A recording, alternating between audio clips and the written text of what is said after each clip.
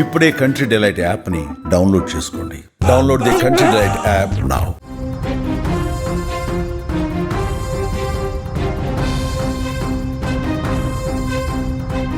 రంగారెడ్డి జిల్లా మిర్జాగూడ దగ్గర జరిగినటువంటి ఘోర బస్సు ప్రమాదానికి కారణమైనటువంటి ఆ టిప్పర్ లారీ డ్రైవర్ని పోలీసులు గుర్తించారు. అతడు మహారాష్ట్రకి సంబంధించినటువంటి వ్యక్తిగా గుర్తించారు. అతని పేరు ఆకాష్ కాంబ్లేగా గుర్తించారు పోలీసులు. ఆకాష్ కాంబ్లే మహబూబ్ నగర్ జిల్లాకు చెందిన లక్ష్మణ్ నాయక్ దగ్గర పనిచేస్తున్నట్టుగా తెలుస్తోంది. విజువల్స్లో మీరు చూస్తున్నారు, స్క్రీన్ మీద చూస్తూ ఉన్నారు. ఆ టిప్పర్ డ్రైవర్ ఆకాష్ కాంబ్లే ఫోటోని మీరు చూస్తూ ఉన్నారు.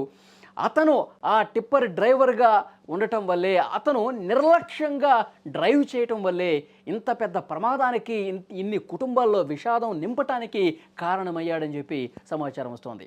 పటాన్చెరులోని క్రషర్ మిల్లు నుంచి కంకర లోడ్ చేసుకుని వికారాబాద్కు తరలిస్తూ ఉండగా ఈ ప్రమాదం జరిగినట్టుగా తెలుస్తోంది. టిప్పర్ డ్రైవర్ ఆకాష్తో పాటు ఆ టిప్పర్లో లక్ష్మణ్ నాయక్ అనే ఇంకొక వ్యక్తి కూడా ఉన్నారు. ప్రమాదం జరిగినప్పుడు స్పాట్లో ఈ ఆకాష్ కాంబ్లే స్పాట్లోనే చనిపోయినటువంటి పరిస్థితి. ఆ లక్ష్మణ్ నాయక్ ఎవరైతే ఉన్నారో అతనికి సహకారం అందిస్తూ ఆ టిప్పర్లో ఉన్నటువంటి వ్యక్తి, అతనికి గాయాలయ్యాయి. వెంటనే అతన్ని ఆసుపత్రికి తీసుకెళ్లారు. అతను చికిత్స పొందుతున్నట్టుగా తెలుస్తోంది వికారాబాద్ ఆసుపత్రిలో. ఈ ప్రమాదంపై విచారణ పోలీసులు వేగవంతం చేశారు.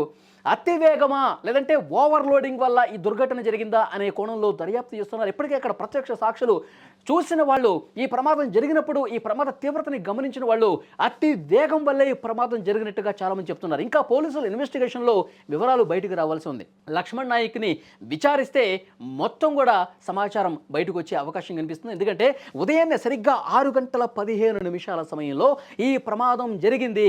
అతి వేగంగా రావటం వల్లే జరిగిందని చెప్పి ఒక సమాచారం వస్తుంది. ఇంకా అక్కడ ఇన్వెస్టిగేట్ చేస్తున్నటువంటి పోలీసులకు వచ్చినటువంటి ఇన్ఫర్మేషన్, ఆ మార్గంలో ఒక గుంత ఉందండి.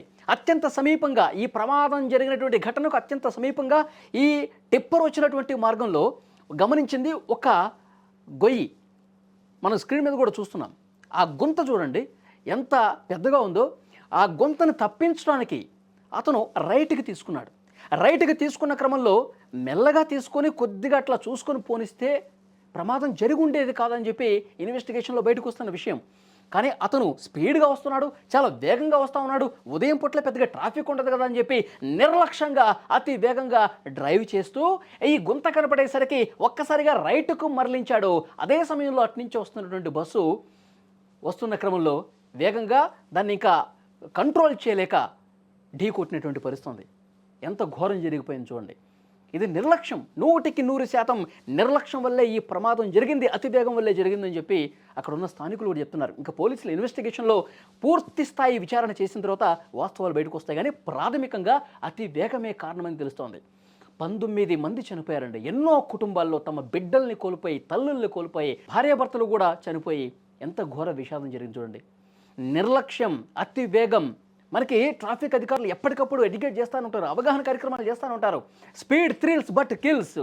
వేగం అనేది థ్రిల్ ఇస్తుంది కావచ్చు ఆ క్షణానికి, కానీ అనుకోని ప్రమాదం జరిగితే ప్రాణాలే పోతాయి. ఈ ఆకాష్ కాంబ్లే డ్రైవర్ ఇతను చనిపోవడమే కాకుండా బస్సు డ్రైవర్ని చంపాడు. వెనకాల కూర్చున్న సీట్లలో కూర్చున్న ఎన్నో కుటుంబాలను కూడా శోకంలో ముంచేసిన పరిస్థితి ఉంది.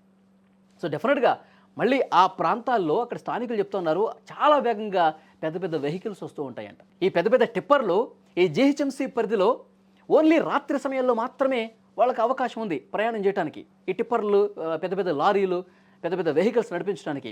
కానీ ఈ ప్రాంతంలో హైదరాబాద్కి అత్యంత సమీపంగా ఉన్నటువంటి ఈ ఏరియాలో మాత్రం 24/7 ఉదయం లేదు, మధ్యాహ్నం లేదు, రాత్రి లేదు, వేగంగా పోతానే ఉంటే ప్రమాదానికి కారణమవుతున్నాయి. సో దీనికి సొల్యూషన్ కనిపెట్టాల్సినటువంటి అవసరం ఉంది. వేగంగా పోతున్న వాళ్ళని, ఇలాంటి డ్రైవర్లు కాదు, యజమానులు కూడా, ఈ లారీల యజమానుల్ని, టిప్పర్ల యజమానుల్ని, పెద్ద పెద్ద వెహికల్స్ యజమానుల్ని, వాళ్ళందరినీ కూడా అవగాహన కల్పించాల్సిన అవసరం ఉంది. వేగంగా పోతే చాలా కఠినంగా వ్యవహరిస్తామని చెప్పాల్సింది. అప్పుడు మాత్రమే ఈ ప్రమాదాలు ఆగే పరిస్థితుంది.